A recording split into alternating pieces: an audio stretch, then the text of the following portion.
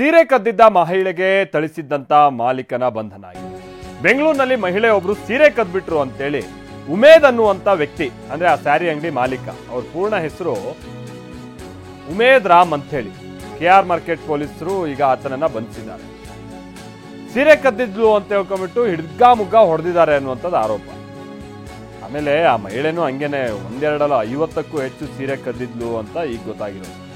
ಆಕೆ ಹೆಸರು ಹಂಪಮ್ಮ ಅಂತ. ಹಂಪಮ್ಮ ಆಂಧ್ರ ಪ್ರದೇಶ ಮೂಲದ ಮಹಿಳೆ ಅನ್ನುವಂಥದ್ದು ಗೊತ್ತಾಗಿದೆ.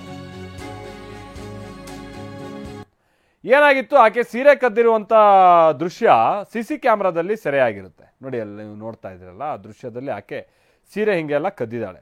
ಅದು ಒಂದೆರಡಲ್ಲ 50 ಸೀರೆ ಕದ್ದಿದ್ದಾಳೆ.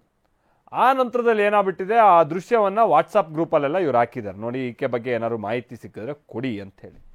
ಸ್ಥಳೀಯರ್ಯಾರೋ ಇಲ್ಲಿ ನೋಡಿದೀವಿ ನಾವು ಹಂಪಮ್ಮನ್ನ ಅಂತ ಹೇಳ್ಕೊಂಡ್ಬಿಟ್ಟು ಮಾಹಿತಿಯನ್ನ ಕೊಟ್ಟಿದ್ದಾರೆ. ಹಿಡ್ಕೊಂಬಂದಿದ್ದಾರೆ, ಸರಿಯಾಗಿ ಹೊಡೆದಿದ್ದಾರೆ, ಕಾಲಿನಿಂದ ಎಲ್ಲ ಭಾಳ ಒದ್ದಿದ್ದಾರೆ. ಆ ಹಲ್ಲೆ ವಿಡಿಯೋ ಕೂಡ ಅದಾದ ನಂತರದಲ್ಲಿ ಪೊಲೀಸರಿಗೆ ಸಿಕ್ಕಿತ್ತು. ಸೊ ಉಮೇದ್ನನ್ನ ಬಂಧಿಸಿ ಈಗ ಜಡ್ಜ್ ಮುಂದೆ ಹಾಜರುಪಡಿಸಿದ್ದಾರೆ ಪೊಲೀಸರು ಅನ್ನುವಂಥದ್ದು ತಿಳಿದು ಬರ್ತಾ ಇದೆ.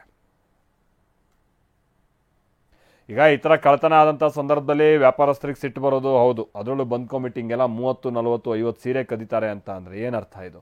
ಬಟ್ ಹಾಗಂತ ಇವರೇ ಕಾನೂನಿನ ಕೈ ತಗೊಂಡು ಒಬ್ರು ಮಹಿಳೆ ಅನ್ನೋದನ್ನು ಕೂಡ ನೋಡ್ದಿತ್ತು ಸರಿಯಾಗಿ ಹೊಡೆದಿರೋದು ಮಾಡಿರೋದು, ಇದು ಕೂಡ ಭಾಳ ಅಪರಾಧನೇ ಇದು. ಹಾಗಾಗಿ ಈಗ ಪೊಲೀಸ್ ಠಾಣೆ ಮೆಟ್ಟಿಲೇರಿದೆ ಈ ಪ್ರಕರಣ. ನೋಡಿ ಆತ ಹೇಗೆ ಹೊಡೆದಿದ್ದಾನೆ ಏನು ಎತ್ತ ಅಂದ್ಕೊಂಡು.